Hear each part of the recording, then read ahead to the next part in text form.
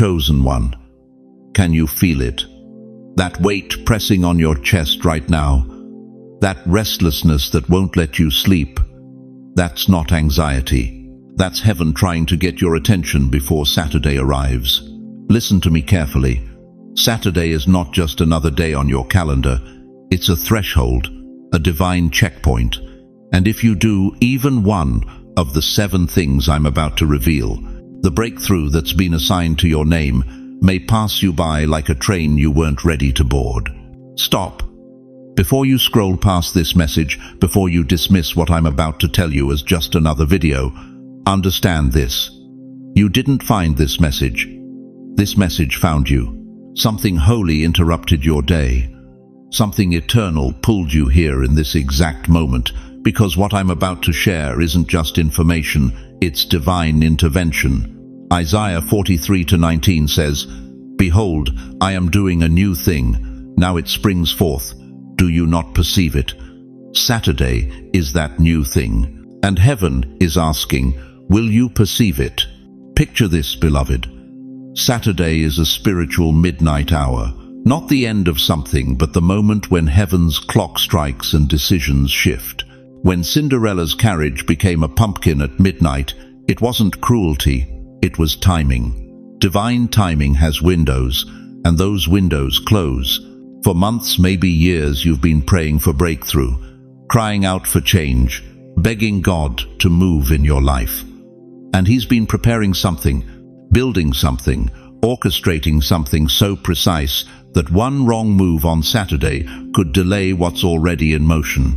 Before I reveal the 7 things you absolutely cannot do tomorrow, you need to understand why Saturday matters. You need to know what heaven sees that you don't.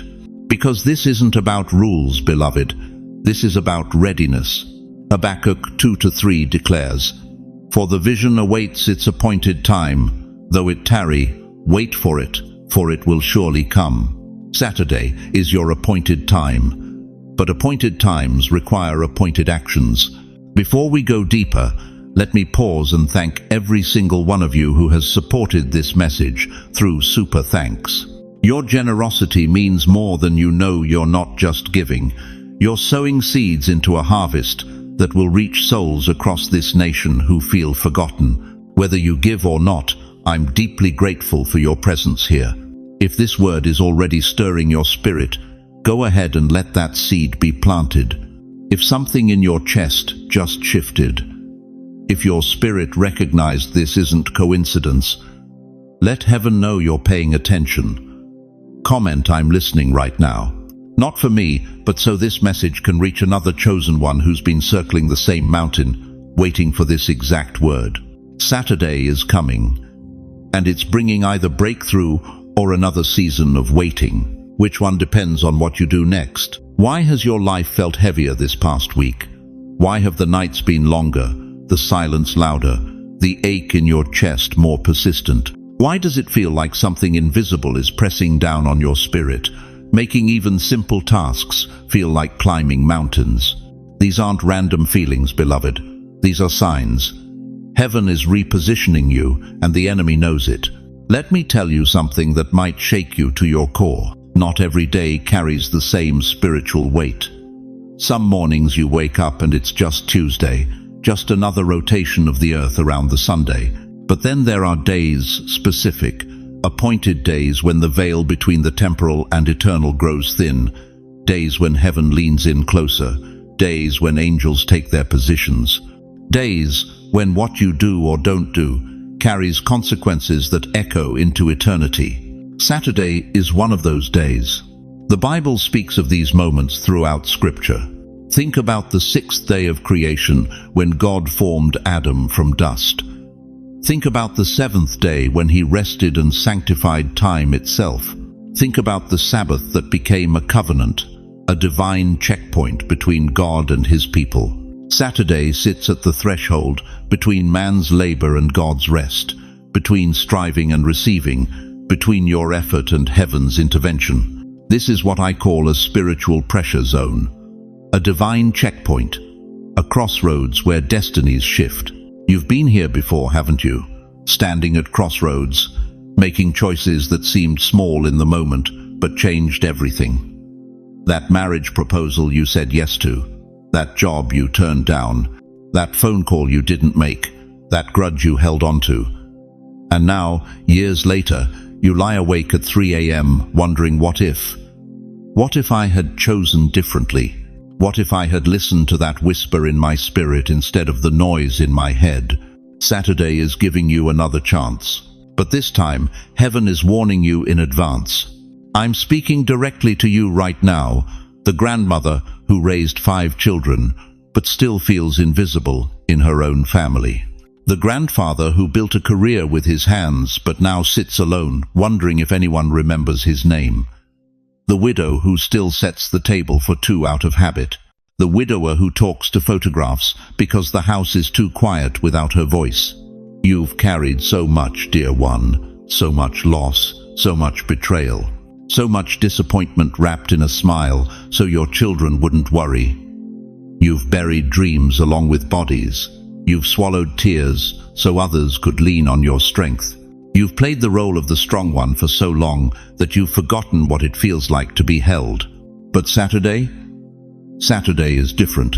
Heaven is watching this day with particular attention because something is about to shift in your life.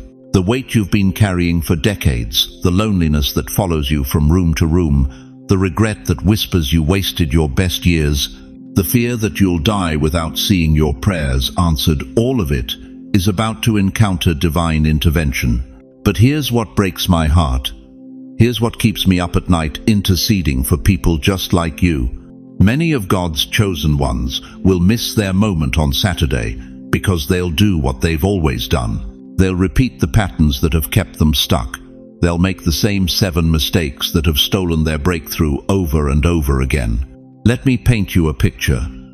Before Jesus calmed the storm on the Sea of Galilee, what happened first? The winds rose, the waves grew violent, the disciples panicked. They woke Jesus crying, "Teacher, don't you care if we drown?"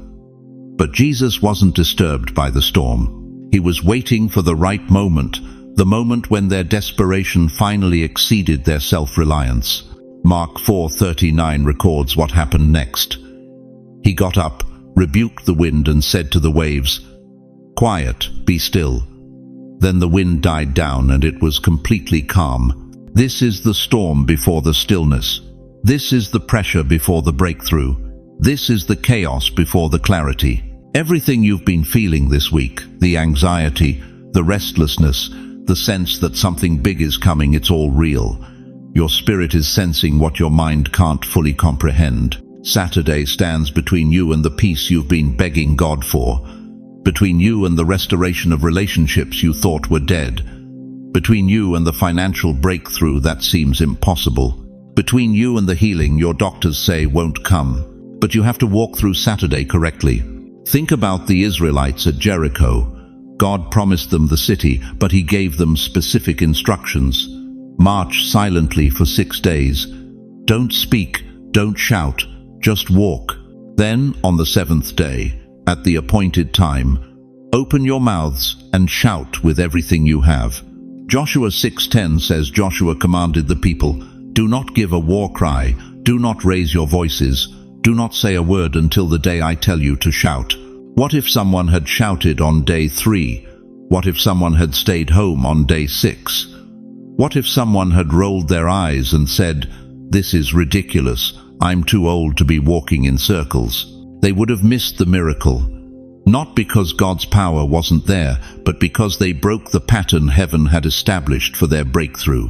Saturday is your 7th day, your appointed time, your moment when heaven says, "Now shout, now move, now step into what I've been preparing." But there are 7 things, 7 specific actions that will abort this divine appointment if you're not careful. 7 traps that look harmless, but carry devastating consequences. 7 mistakes that the enemy has been whispering in your ear, hoping you'll repeat them one more time. The first one. It's so subtle that 90% of believers fall into it without even realizing they've been disqualified. It's been stealing your blessings for years, and tomorrow, if you do it again, it will steal Saturday's breakthrough too. This is the crossroads heaven has prepared for you. This is the moment when everything you've survived, everything you've endured, everything you've believed for comes down to 7 choices. 7 opportunities to get it right. 7 chances to finally align with what God has been trying to give you. So let me show you the first thing you absolutely cannot do tomorrow. The trap that's more dangerous than doubt, more destructive than fear, more deadly than anything else Satan uses against the chosen ones. Because once you see it, you can't unsee it. And once you avoid it, nothing can stop what Saturday is about to release into your life. Listen to me very carefully. Chosen one. Saturday morning, you're going to wake up and feel something strange. A pull, an ache, a familiar voice whispering from your past, calling you back to places you thought you'd left behind forever.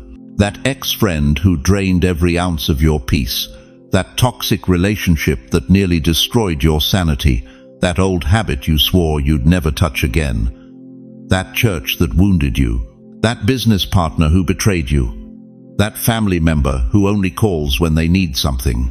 And here's what's going to happen. Your phone is going to buzz, or you're going to see their name somewhere, or a memory is going to flood your mind so vividly you can almost smell it, taste it, feel it. And for just a moment, one dangerous moment, you're going to think, maybe it wasn't that bad. Maybe I was too harsh. Maybe God wants me to give them another chance. Stop right there. Let me tell you something that's going to save your life tomorrow. If you return to what God delivered you from, you will delay what God prepared for you. Read that again. If you go back to what heaven pulled you out of, you will step outside the path of your blessing. You know what breaks my heart? I've watched too many beautiful souls, 70, 80, 90 years old, spend their final years recycling the same pain they should have buried decades ago. Going back to people who never changed, reopening doors God sealed shut with his own hand. And they wonder why the breakthrough never comes, why the peace never settles, why they feel like they're running in circles. Lot's wife. You remember her story, don't you? Genesis 19:26, 1 verse, 11 words in English. But Lot's wife looked back, and she became a pillar of salt. That's it. Her entire legacy reduced to a monument of what happens when you can't let go of what God said to leave behind. She didn't run back to Sodom, she just looked. One glance over her shoulder at the life she used to know, and it cost her everything. The angels had given clear instructions. Escape for your life. Do not look back or stop anywhere in the valley. But she looked anyway, and her looking became her last act on earth. Dear one, older hearts know this pain better than anyone. You've buried spouses, buried dreams, buried versions of yourself you'll never get back. And sometimes, God forgive us, sometimes the past looks more attractive than the present because at least the past is familiar. At least back there, you knew the rules. At least the loneliness had company. But familiarity is not the same as destiny. Comfort is not the same as calling. Jesus said it plainly in Luke 9:62. No one who puts his hand to the plow and looks back is fit for the kingdom of God. That's not harsh, beloved. That's honest. You cannot plow forward while your head is turned backward. You cannot step into your future while your heart is stuck in your history. Here's what God showed me about tomorrow. Saturday is a test, a divine test of your commitment to move forward. The enemy knows what's coming for you, next week, next month, this year. He knows the doors that are about to open. He knows the relationships that are about to be healed. He knows the provision that's about to be released. And he is terrified. So what does he do? He sends a ghost from your past. Not to bless you, to distract you, not to restore you, to detain you, not to help you, to halt you. Think about it. Why now? Why, after months or years of silence, does this person suddenly resurface the day before your breakthrough? Why does this temptation feel strongest right when you're closest to your promise? Because hell recognizes Kairos moments, and Saturday is yours. Some doors are locked for your protection. not as punishment, beloved, as preservation. God didn't close that door because he's cruel. He closed it because he loves you too much to let you stay in a place that was killing you slowly. But here's what the enemy does. He makes you forget the pain. He romanticizes what was actually traumatic. He makes you remember their laugh but forget their lies. He makes you miss their presence but forget their poison.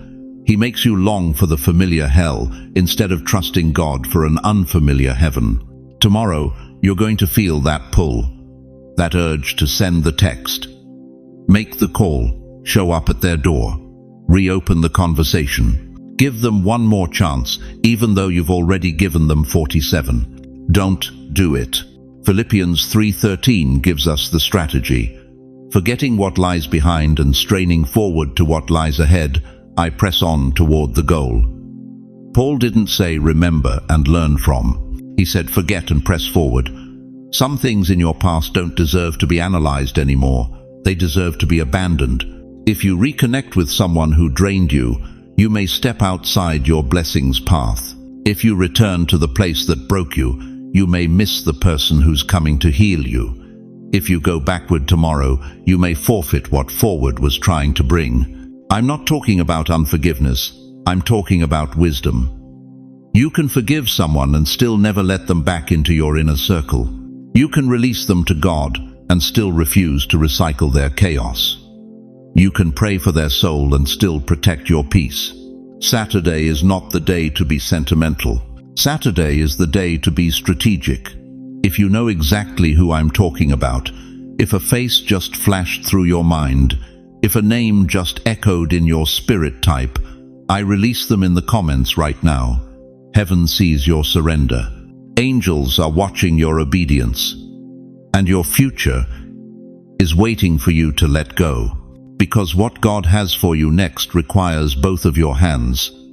And you can't catch new blessings while you're still holding on to old burdens. But letting go of the past is only the first test. Because there's something else you absolutely cannot do tomorrow. Something that will determine whether you step into overflow or remain in lack. Now listen to me carefully, chosen one, because what I'm about to tell you might be the most important thing you hear all year. Saturday morning, when you open your eyes, the very first words that come out of your mouth will set the entire trajectory of your day. Not just your mood, not just your attitude. I'm talking about the actual spiritual atmosphere that will either welcome your breakthrough or block it at the door. Thing number 2. You cannot speak fear on Saturday. Your tongue, beloved, is not just a muscle in your mouth. It's a weapon. It's a paintbrush. It's a key that unlocks dimensions you can't even see. Proverbs 18:21 doesn't stutter when it declares, death and life are in the power of the tongue. Not might be, not could be, are. Present tense, active, right now. Every word you speak tomorrow is spiritual currency. You're either depositing faith or withdrawing hope.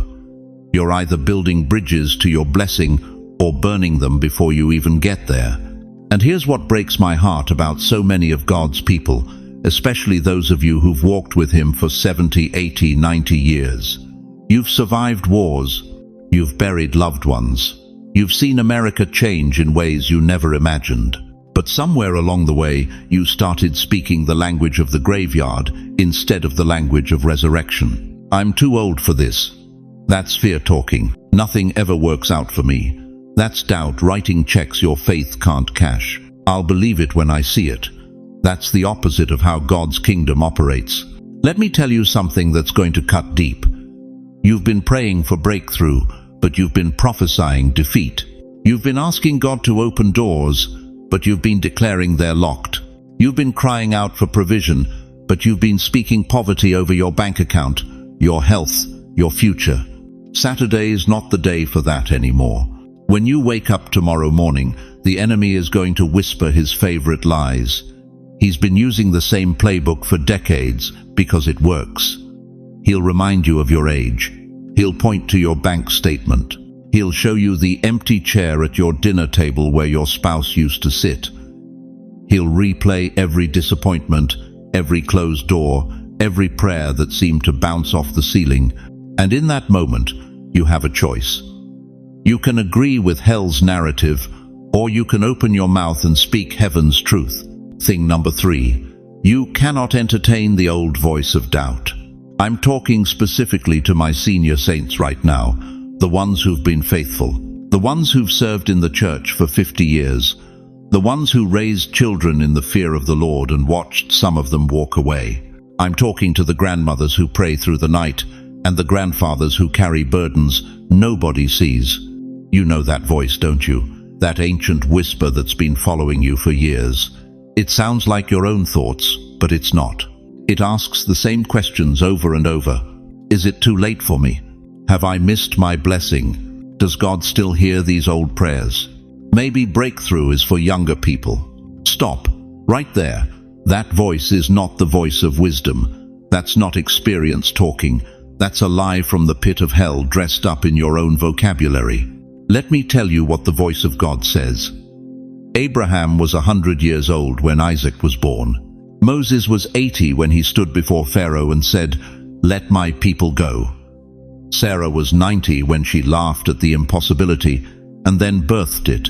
Anna the prophetess was 84 when she recognized the Messiah in the temple, while younger eyes walked right past him. Your age is not your disqualification. It's your authority. Your years are not evidence that you've missed it. They're proof that you've survived everything hell threw at you and you're still standing. But here's where the battlefield gets real. Your mind is where the war is fought. 2 Corinthians 10:5 tells us to cast down imaginations and every high thing that exalts itself against the knowledge of God. Those doubts, they're not just negative thoughts. They're spiritual arrows aimed at your destiny. Those fears, they're not just emotions. They're enemy shadows trying to convince you that the light has gone out. Doubt has delayed more blessings than the devil ever has. Think about that. It's not always demonic attack that stops your breakthrough. Sometimes it's your own agreement with lies that keeps you in the wilderness. Saturday, when doubt knocks on your door, don't answer. When fear tries to have breakfast with you, don't set a plate. When that old voice whispers it's too late, you open your mouth and declare, God is not finished with me yet. My latter days will be greater than my former days. What he started in me, he will complete. Your words tomorrow are not just communication, they're creation. They're spiritual legislation. They're prophecy over your own life. If this is hitting you right where you live, if you feel the weight of years of speaking wrong lifting off your chest right now, do something for me. Pause, take a breath, and comment below, I choose faith. Because what you're about to discover in thing number 4 will show you exactly what happens when your words align with heaven's will. Now we're entering dangerous territory, chosen one. Because what I'm about to reveal is where most people lose their blessing without even knowing it. They make it through the first 3 warnings, they're standing at the threshold of breakthrough. And then something so subtle, so seemingly innocent happens that they don't even realize they've been pulled off course until it's too late. Thing number 4, do not fall for distractions tomorrow. Listen to me carefully. Saturday morning, your phone is going to ring. A text message is going to come through that feels urgent. An old friend you haven't heard from in months is suddenly going to reach out. Your daughter is going to call with drama that can't wait. Your neighbor is going to knock on your door with an emergency that somehow always happens when you're supposed to be still before God. And every fiber of your being is going to want to respond. Every instinct is going to scream, I need to fix this right now. But beloved, let me tell you something that's going to shake you. The enemy cannot steal your blessing. He doesn't have that power. What he can do is distract you from receiving it. And distraction is his most effective weapon, because it doesn't feel like an attack. It feels like responsibility. It feels like love. It feels like you're just being a good person, a good parent, a good friend. But here's the truth that will set you free. Not every emergency is your emergency. Not every crisis requires your immediate response. Not every call deserves to be answered tomorrow.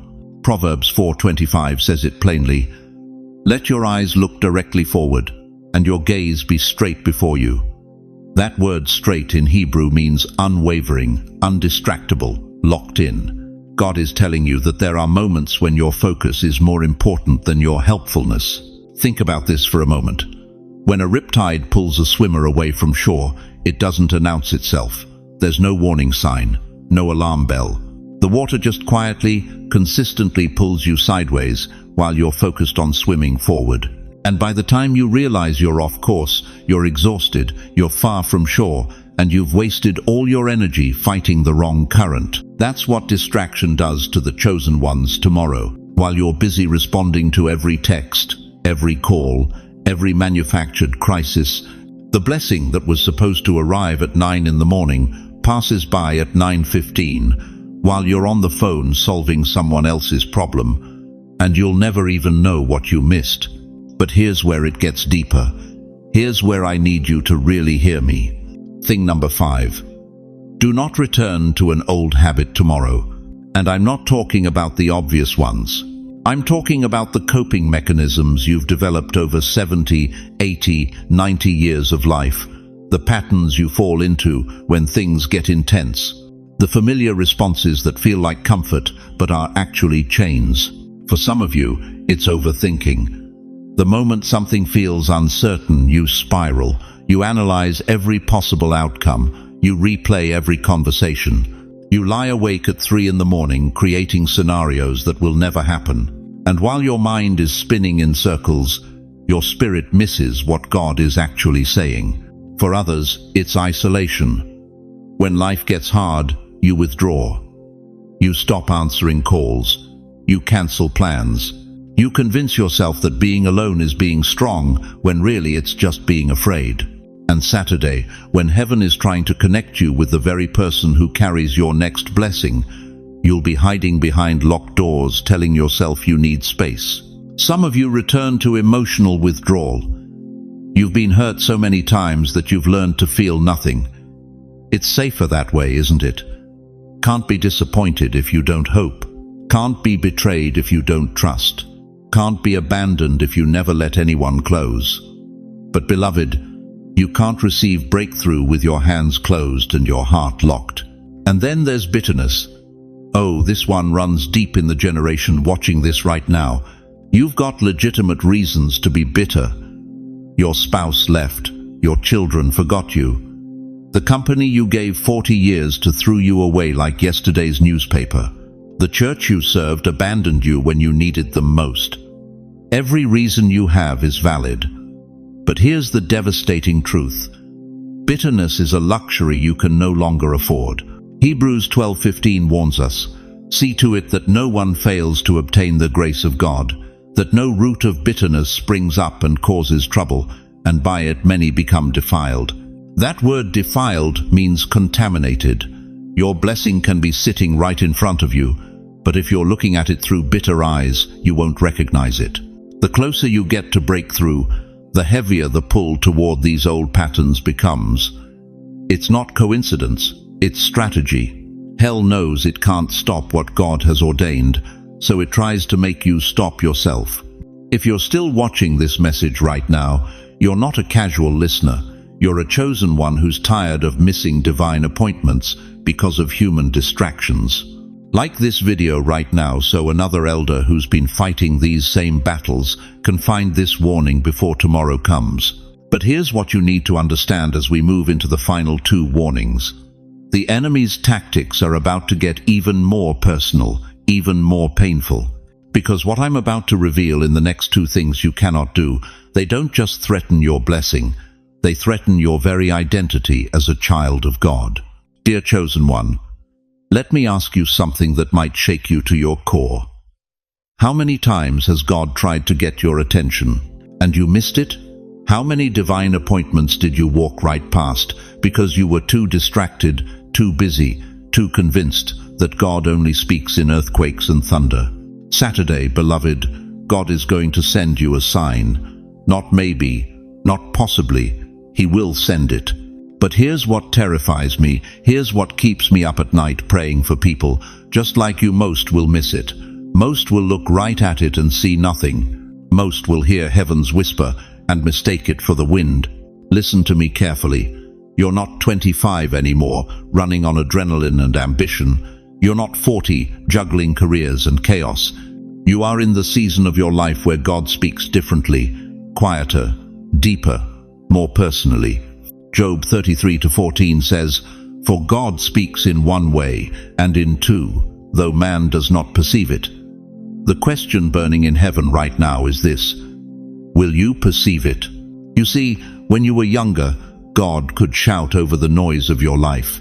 But now he whispers, because now you have the one thing younger generations don't have: the ability to hear silence, the wisdom to recognize when something isn't coincidence, the spiritual sensitivity that only comes from walking with God through decades of fire.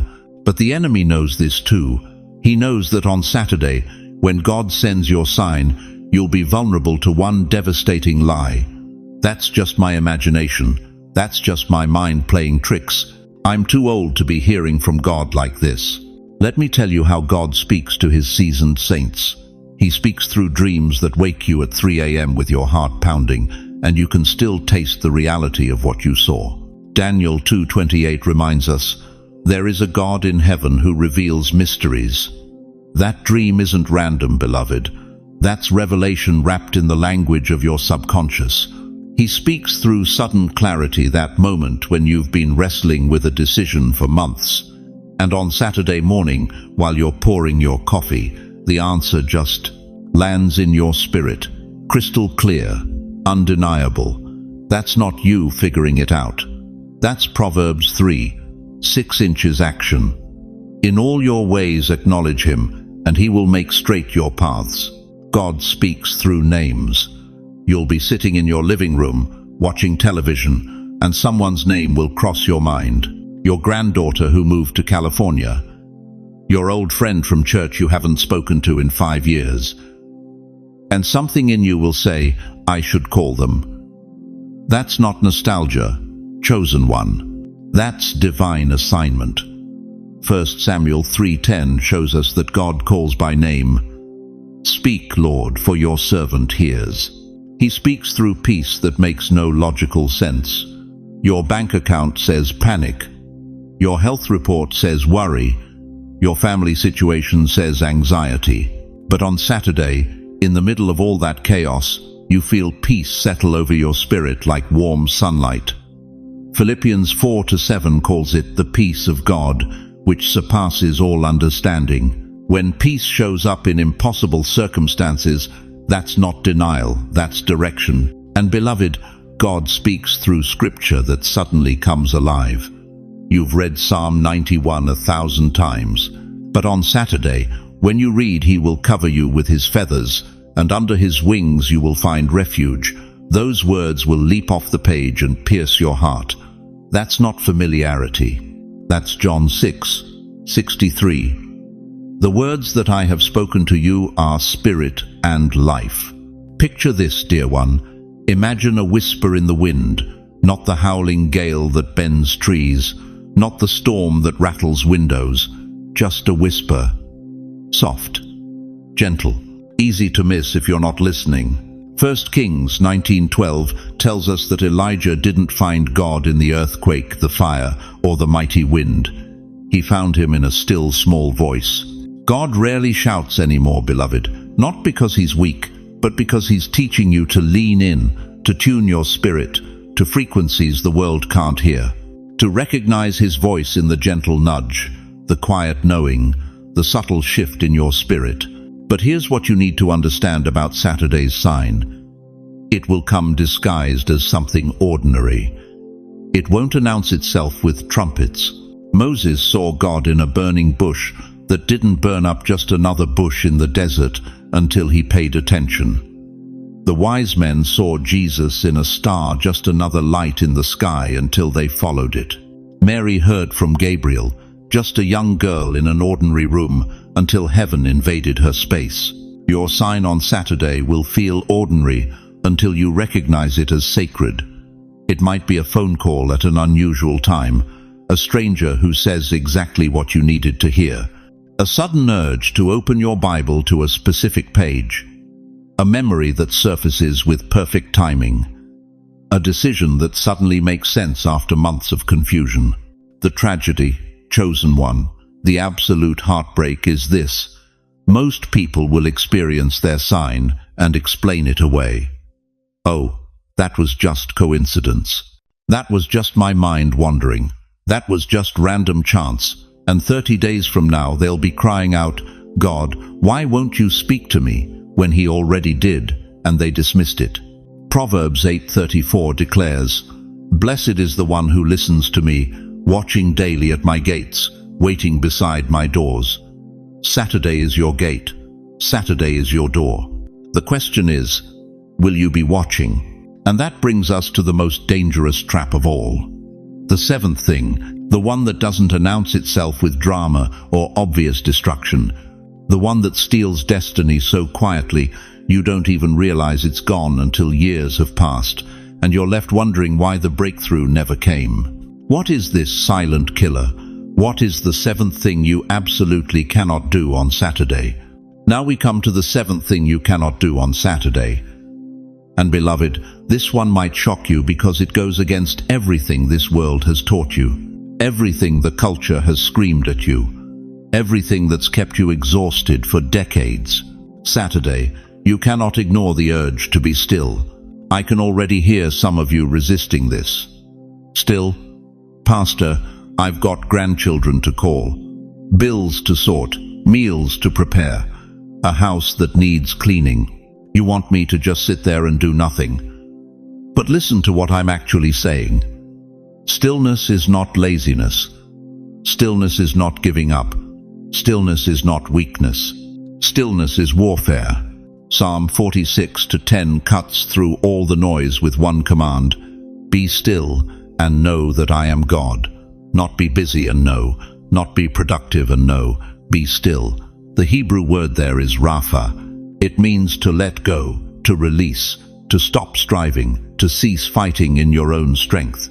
And here's what's wrecking me right now as I speak this word over your life. You've been striving for 70 years, 80 years, maybe 90 years. Your whole life has been one long battle of trying to prove yourself, provide for others, push through pain, perform your way into approval. You've been running on fumes so long you forgot what it feels like to actually rest in the presence of the Almighty. But Saturday is different. Saturday requires something from you that might be the hardest thing you've ever done. It requires you to stop. Let me paint you a picture. You know what happens in the eye of a hurricane? While everything around it is chaos, destruction, winds reaching 150 miles per hour, ripping trees from the ground and tearing roofs off houses, the eye is perfectly calm, perfectly still. And here's what meteorologists will tell you. That stillness isn't weakness. That calm center is actually the most powerful part of the entire storm system. That's you on Saturday. You're stepping into the eye of God's movement in your life. And in that center, in that sacred stillness, you'll experience His power more intensely than you ever have in all your striving. Think about Elijah, 1 Kings chapter 19. He's running for his life, exhausted, depressed, ready to die, and God tells him to stand on the mountain. Then came a great wind that tore the mountains apart, but God wasn't in the wind. Then came an earthquake, but God wasn't in the earthquake. Then came fire, but God wasn't in the fire. And after the fire, a gentle whisper, a still, small voice. The most powerful encounter Elijah ever had with God happened in stillness. You've been looking for God in the noise, in the activity, in the constant doing, but He's been waiting for you in the quiet. And Saturday, beloved, Saturday is your appointed time to finally meet Him there. Here's what I need you to understand. Your generation knows something that younger people have forgotten. You know that the best conversations happen in silence. You know that the deepest love doesn't need constant words. You know that wisdom comes not from talking, but from listening. You've lived long enough to understand that stillness isn't empty space, it's sacred space. But the enemy has been lying to you. He's convinced you that if you stop moving, you'll be forgotten. If you stop producing, you'll lose your value. If you stop striving, everything will fall apart. That's why your body aches, but you keep pushing. That's why your soul screams for rest, but you keep going. That's why, even at your age, you can't give yourself permission to just breathe. Saturday breaks that curse. Exodus 14:14 gives you the blueprint. The Lord will fight for you. You need only to be still. Did you catch that? You need only to be still. Not you should probably think about being still. Not stillness might be nice if you have time. You need to be still. It's not optional. It's not a suggestion. It's your divine protection. Because here's what happens when you're still. When you finally stop trying to orchestrate your own breakthrough, when you release your grip on how you think Saturday should unfold, when you surrender your timeline, your expectations, your need to control the outcome, that's when God moves. You've carried so much, haven't you? Carried children who broke your heart, carried spouses through sickness, carried financial burdens that crushed your shoulders, carried shame that wasn't even yours, carried the weight of being strong for everyone else while you were dying inside. Tomorrow, let God carry you. Just for one day, just for Saturday, let Him be strong while you rest in His arms. Let Him fight while you stand in stillness. Let Him work while you simply trust that He's working. Isaiah 30:15 declares, "In repentance and rest is your salvation. In quietness and trust is your strength." Your strength doesn't come from doing more. It comes from trusting more. And trust is most powerful when it's exercised in stillness. This is your prophetic moment. This is when heaven looks at earth and says, "Watch what I do through someone who finally stopped trying to do it themselves." Stillness on Saturday isn't passive. It's the most active faith you've ever demonstrated. Because stillness says to the Almighty, "I trust you even when I can't see what you're doing. I believe you, even when everything looks the same. I know you're moving, even when I'm standing still." That kind of faith shakes the foundations of hell. So Saturday, when that urge hits you, and it will hit you to get up and do something, fix something, control something, make something happen, I need you to recognize that urge for what it is. That's not productivity calling, that's fear. That's the enemy trying to pull you out of the eye of the storm because he knows what God is about to do in that stillness. Resist it. Stay still. Let God be God. If you're ready to walk into Saturday with stillness and strength, if you're ready to finally rest in the arms of the Almighty, if you're ready to trust Him enough to stop striving, comment right now, "I will not miss my blessing." Because, beloved, all 7 of these warnings have been leading to one moment, one day, one divine appointment that will either change everything or pass you by. And now, you need to know what happens next. Listen closely, because what I'm about to tell you is something heaven whispered to me at 3 o'clock this morning, and it shook me to my core. You thought there were 7 warnings, 7 things you cannot do on Saturday. But beloved, there is an 8th danger, the silent one, the one that slips past your defenses while you're guarding against everything else, the one most chosen ones never see coming until it's already stolen their breakthrough. The 8th warning is this: spiritual fatigue. And before you dismiss this as simple tiredness, before you think I'm talking about needing more sleep or taking your vitamins, hear me out. What I'm about to reveal is the very weapon the enemy has used to abort more miracles, delay more deliverances, and destroy more destinies than any other force in spiritual warfare. You see, dear one, you're not 25 anymore. You're not even 55. You've lived 70, 80, maybe 90 years on this earth. You've buried people you love. You've survived heartbreaks that should have killed you. You've weathered financial storms, health crises, family betrayals. Your body moves slower now. Your bones ache in ways they never used to. You get tired faster than you once did. And somewhere in the back of your mind, a whisper started. Quiet at first. So quiet you barely noticed it. Maybe it's not worth it anymore. Maybe you should just coast to the finish line. Maybe it's time to stop believing for big things and just survive. That whisper, That's not wisdom. That's warfare. 2 Corinthians 4:16 says, "Though our outer self is wasting away, our inner self is being renewed day by day." Did you catch that? While your body weakens, your spirit strengthens. But the enemy knows this truth terrifies him, so he uses your physical exhaustion to convince you that your spiritual power is fading too. Let me ask you something that's going to cut deep. How many times in the last month have you thought about giving up? Not dying, just giving up. Giving up on that prayer you've been praying for 15 years. Giving up on that relationship you've been believing will be restored. Giving up on that financial breakthrough that seems to move further away every time you reach for it. How many times have you whispered to yourself, "I'm just too tired to fight anymore"? That's spiritual fatigue. And Saturday, beloved, Saturday is when the enemy wants to use that fatigue as a doorway to steal what's already been assigned to you. Because here's what he knows that you've forgotten. Just before a candle goes out, the flame doesn't fade quietly. It leaps. It flares bright. It burns with an intensity it hasn't shown in hours. That final burst of light, that's not the end. That's the signal that fuel is about to be added. You think you're flickering out, but heaven sees you're about to flare up. Think about Moses, 80 years old when God called him to his greatest assignment. His body was old. His confidence was shot. He stuttered when he spoke.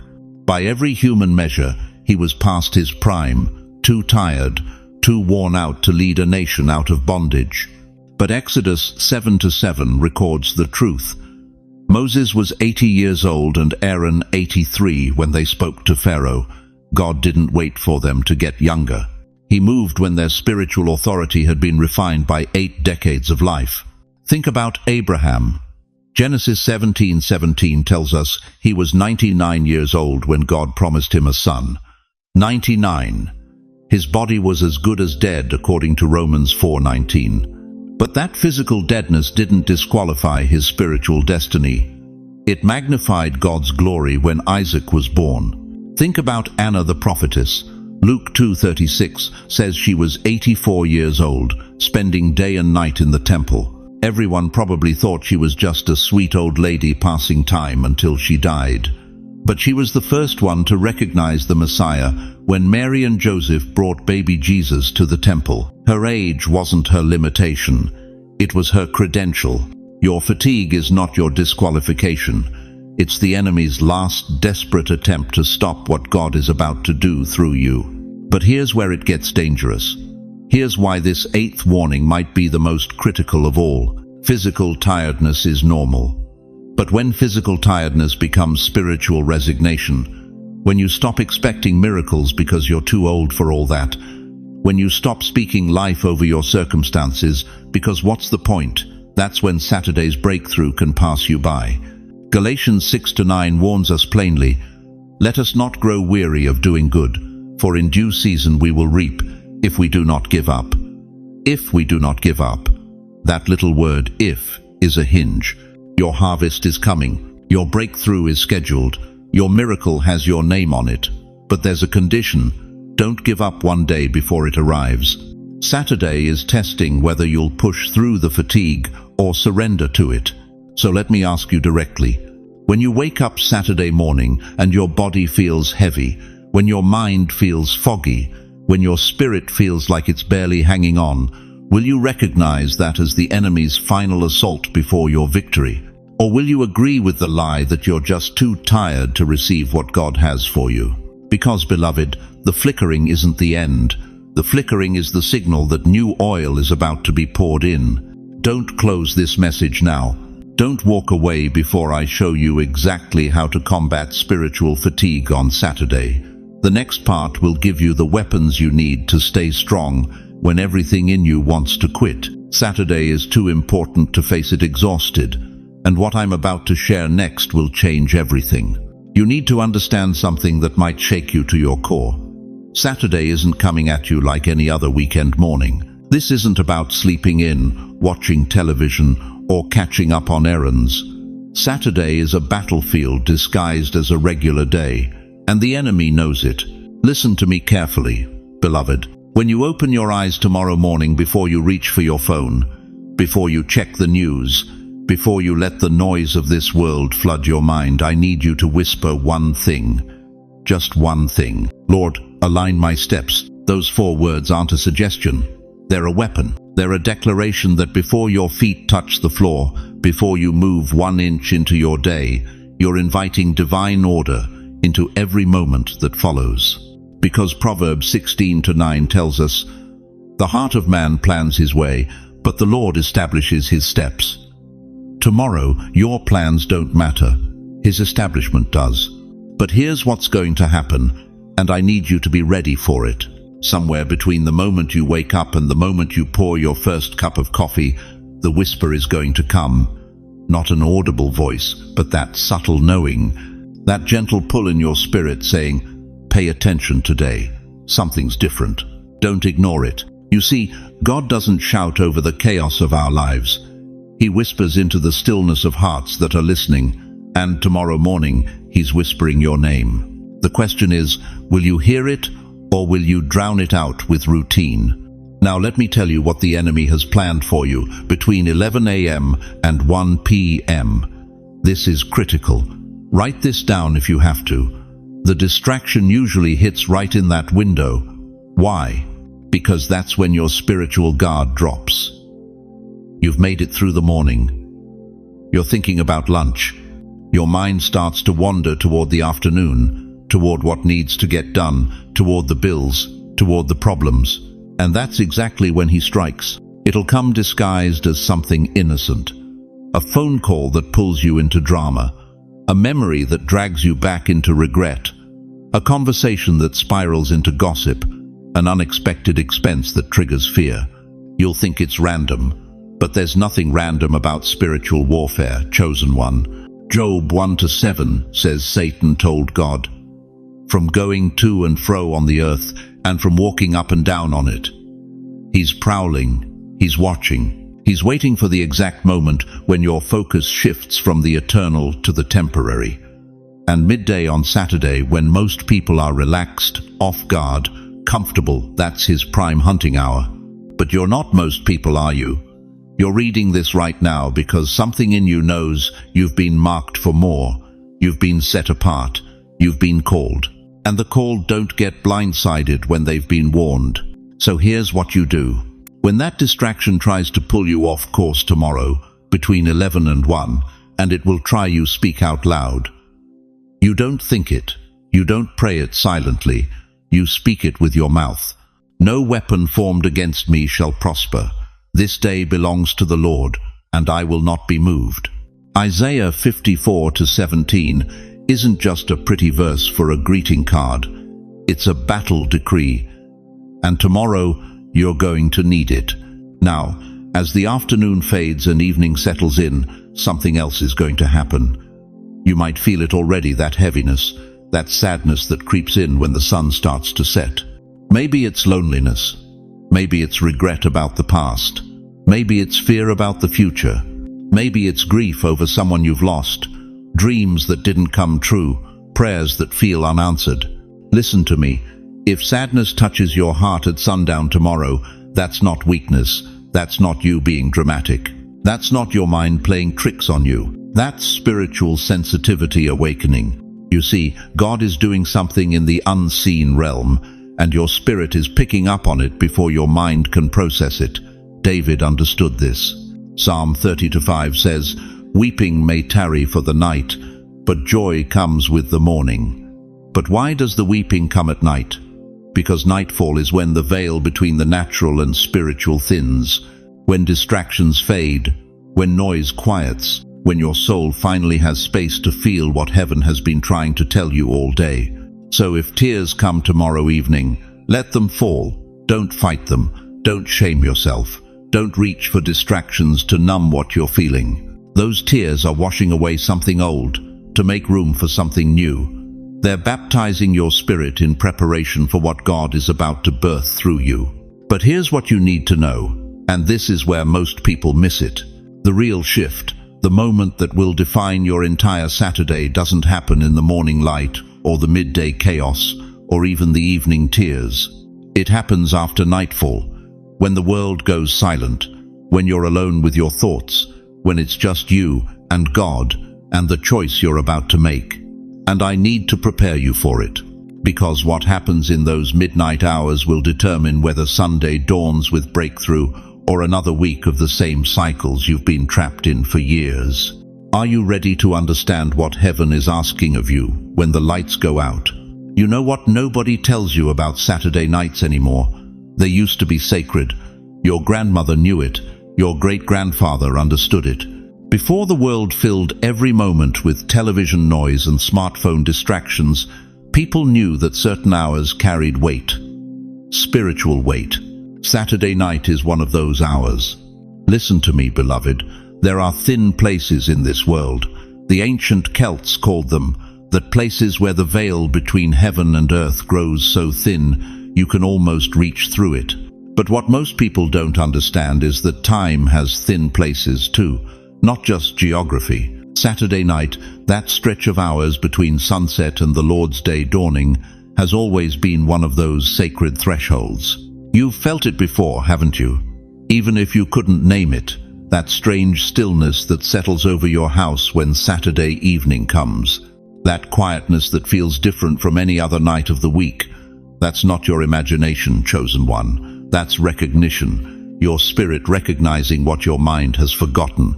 Ecclesiastes 3:11 tells us that God has set eternity in the human heart. But on Saturday nights, that eternity you carry inside starts to stir, starts to wake up, starts to remember things your conscious mind has buried under 70, 80, 90 years of survival. And here's what's going to happen to some of you watching this right now. As Saturday night falls, you're going to feel memories surface. Old regrets rising up like ghosts you thought you'd made peace with. Faces of people you loved who aren't here anymore floating through your mind. Conversations you never had. Apologies you never made. Dreams you abandoned so long ago you forgot you were still carrying their corpses. Why? Why does this happen on Saturday nights specifically? Because those aren't accidents, dear one. Those are invitations. Heaven is giving you one more chance to release what you were never meant to carry into eternity. One more opportunity to forgive yourself, others, God Himself, for the pain you've endured. One more moment to let go of the bitterness that's been poisoning your final years. But most people don't understand what's really happening in those hours. They think it's just old age making them emotional. They think it's loneliness or depression or the weight of time running out. And they medicate it. They distract from it. They run from the very encounter heaven orchestrated to set them free. Let me paint you a picture that might shake you to your core. Imagine a curtain, a thick, heavy curtain that separates two rooms. On one side is everything you can see, touch, and measure, the natural world. On the other side is everything eternal, the spiritual realm where angels move, where prayers are answered, where your departed loved ones exist in the presence of God. Most of the week, that curtain is heavy, opaque. You know the other side exists, but you can't quite see through. You pray, but your prayers feel like they're hitting that fabric and falling back down. You believe, but it's a distant belief, not an immediate knowing. But Saturday night, when night falls and the world finally goes quiet, that curtain becomes sheer, translucent. Light slips through the weave. And if you're paying attention, if you're not numbing yourself or distracting yourself or running from yourself, you might just catch a glimpse of what's always been there. Hebrews 12:1 speaks of a great cloud of witnesses surrounding us. Your mother who prayed for you. Your father who worked himself to death to provide for you. Your siblings who've already crossed over. They're not gone, beloved. They're on the other side of that curtain. And on Saturday nights, when the veil grows thin, they're closer than you think. This is why some of you can't sleep on Saturday nights. Why you find yourself wide awake at 2 a.m., 3 a.m., staring at the ceiling with your heart pounding for no reason you can name. That's not insomnia. That's your spirit responding to the spiritual atmosphere. Angels are moving, decisions are being made, blessings are being assigned or withheld based on the condition of your heart. Saturday night, carries the weight of angels. Think about it. In Jewish tradition, the Sabbath begins Friday at sundown and ends Saturday at sundown. For thousands of years, God's people have understood that Saturday holds sacred space. It's the bridge between the week that was and the Lord's day that's coming. It's the exhale before the inhale. It's the silence before the song. And in that sacred silence, heaven is listening, not for your words, not for your eloquent prayers or your religious language. Heaven is listening for your heart, for your surrender, for your willingness to let go of what's been holding you back from the blessing that's already been assigned to your name. But here's what terrifies me for some of you. You're going to feel all of this on Saturday night. You're going to feel that stirring, that weight, that invitation, and you're going to do exactly what you've done for the last 40 years. You're going to turn on the television. You're going to take that sleeping pill. You're going to call someone just to hear a human voice and avoid the divine voice that's been trying to reach you. And when Sunday morning comes, you'll wonder why the service felt empty, why the sermon didn't touch you, why you still feel that ache in your chest that church used to fill but doesn't anymore. It's because you missed your appointment on Saturday night. Psalm 46:10 commands us, "Be still and know that I am God." Not be distracted, not be entertained, not be comforted by substitutes. Be still. Let the silence do its work. Let the memories surface so they can be healed. Let the regrets rise so they can be released. Let the curtain thin so the light can slip through. Because what I'm about to tell you next will only make sense if you understand this truth. Saturday night is your preparation for what heaven wants to do on Sunday morning. And if you violate the sacred space of Saturday night by doing what I'm about to reveal, you'll forfeit the blessing that was prepared specifically for you. So the question burning in the spiritual realm right now is this: will you honor the thin place, or will you treat Saturday night like it's ordinary? You know what breaks my heart? It's not what people see when they look at you. It's what they don't see. That smile you've perfected over 70, 80, maybe 90 years of living.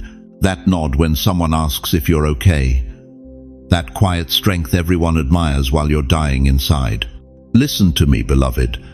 I'm talking to the grandmother who raised children alone after he walked out. I'm talking to the grandfather who worked 3 jobs and still lost the house in 2008. I'm talking to every soul watching this who has carried burdens so heavy, so silent, that even your own family doesn't know the weight you've been dragging through decades of your life. You've buried things, haven't you? Not just people, you've buried dreams, you've buried hope, you've buried the person you thought you'd become. And somewhere along the way, you started believing that this is just how life is for people like you. That suffering is your portion. That struggle is your inheritance. But what if I told you heaven has been watching every single moment? Every tear you cried in the bathroom so your children wouldn't see. Every night you sat at that kitchen table calculating pennies, wondering how you'd make it through another month. Every time you smiled through the pain, because that's what strong people do. Psalm 56:8 says God collects your tears in a bottle. Not some tears, not the pretty ones you cried in church. All of them. The ugly ones, the desperate ones, the ones you cried at 3 a.m. when you thought you couldn't go on. He collected them, he counted them, and beloved, he's been preparing something with them. You see, there's something the enemy has been hiding from you for years. He convinced you that your past defines your future, that because you failed before, you'll fail again, that because you lost before, you'll lose again. That because you've been broken so many times, there's no point in hoping anymore. That's a lie straight from the pit of hell. Your past is not your prophecy. Your history is not your destiny. And Saturday is the day heaven draws a line in the sand and says, no more. What was ends here. What will be starts now. Think about the woman at the well in John chapter 4. 5 failed marriages. Living with a man who wasn't her husband. Everyone in town knew her story. Everyone whispered. Everyone judged. She went to that well at noon, the hottest part of the day, because she couldn't face the other women in the cool morning hours. She was defined by her past, trapped by it, shamed by it. But when Jesus met her there, he didn't condemn her, he didn't lecture her, he offered her living water. And in one conversation, her entire identity shifted. She ran back to the same town that shamed her and became the first evangelist. The woman with the worst reputation became the voice that brought revival. Your past will not enter Saturday with you. Let that sink deep into your spirit right now. The addiction that's haunted your bloodline for 3 generations, it doesn't get to walk into your tomorrow. The poverty that's followed your family like a curse, it stops at Friday's door. The shame you've carried since that mistake in 1973, it dies tonight. You think I'm being dramatic? You think this sounds too good to be true? Then tell me why you're still here. Tell me why you survived what should have killed you. Tell me why you made it through that dark night when you almost didn't. Tell me why your heart is still beating when others who had it easier have already given up. Because God has been protecting something in you, preserving something, preparing something, and Saturday is the day it all makes sense. Isaiah 43:18-19 thunders with this truth. Forget the former things. Do not dwell on the past. See, I am doing a new thing. Now it springs up. Do you not perceive it? Forget the former things. Not pretend they didn't happen. Not deny the pain. Forget them. Release them. Let them go. Because God is doing a new thing, and you can't carry old baggage into new blessing. Your past will not walk into your future. Tomorrow, the chain breaks. It ends tomorrow. The cycle of barely making it, the pattern of disappointment, the story you've been telling yourself about who you are and what you deserve. It ends tomorrow. It ends tomorrow. The voice that says you're too old, the lie that says it's too late, the fear that says you've missed your chance. It ends tomorrow. You step out of the shadow of what was. You step forward into what God has been holding for you. You step free from the prison of your own history. But here's what you need to understand, chosen one. This freedom isn't automatic. This breakthrough isn't going to just happen while you sleep. Saturday is a threshold, not a guarantee. It's a door that's opening, but you have to walk through it. And there are 7 things, 7 specific actions that will slam that door shut before you can cross. The enemy knows what's waiting for you on the other side of Saturday. He's seen the blueprint. He knows the blessing that has your name on it. And he's going to do everything in his power to trick you into disqualifying yourself.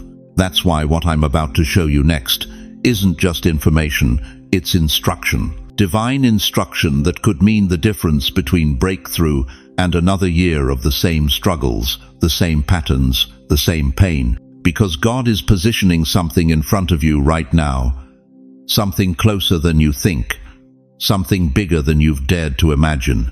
And the only thing standing between you and that manifestation is what you choose to do in the next 24 hours. Beloved chosen one, as we come to the end of this sacred moment together, I need you to remember 3 things that will anchor your soul as Saturday approaches. First, this day is not ordinary, it's appointed. Heaven has circled it on your calendar not to test you, but to transition you. Second, your past does not get to vote on your future. The chains that held you for decades are breaking tomorrow, but only if you walk in obedience to what God has shown you. And third, the 7 things you must not do aren't restrictions, they're protection. God is guarding what He's about to release. But here's what I need you to understand with absolute certainty. You are not walking into Saturday alone. The same God who parted the Red Sea, who made the sun stand still, who raised Jesus from the dead, that same God is moving in your situation right now. He hasn't brought you this far to abandon you at the threshold of your breakthrough. And beyond God's presence, you have this community. Right here, right now, thousands of believers are standing with you. We see you. We understand your struggle. We will pray with you through whatever Saturday brings. So let me ask you this one final question, and let it settle deep in your spirit. If God has protected you through everything that tried to destroy you, if He's kept you alive when others have fallen, if He's sustained you through decades of battle, why would He stop now, right at the moment of your greatest victory? Before you leave this sacred space, let me pray over you with the authority of someone who has walked with God for 50 years and seen His faithfulness in every season. Heavenly Father, I place my hand on the shoulder of every precious soul hearing these words right now. You know their names, you know their struggles, you know the battles they've fought in secret and the tears they've cried when no one was watching. Lord, I pray that Saturday becomes their breakthrough day. Silence every voice of doubt, every whisper of fear, every lie that says they're not worthy. Give them supernatural wisdom to avoid the 7 pitfalls. Grant them divine strength to walk in obedience even when it's hard. Open doors that no man can shut. Provide resources they haven't even thought to ask for. Send divine connections that will accelerate their purpose. Let their past die at Friday's door, and their future be born at Saturday's dawn. Most of all, Father, let them feel your presence so powerfully that they know beyond any doubt that you are with them, you are for them, and you will never leave them. In Jesus' mighty name, Amen. Now, I want to hear from you. In the comments below, tell me what God spoke to your heart today. Ask your questions. Share your testimony. And please, if this message touched your soul, share it with someone who needs to remember they're not alone in this fight. Thank you for staying with me through this entire journey. Thank you for opening your heart to receive what heaven wanted to pour into you today. If you haven't already, subscribe to this channel and hit that notification bell, because your breakthrough journey is just beginning, and I want to walk with you every step of the way. Saturday is coming, chosen one. And so is your victory. God bless you mightily.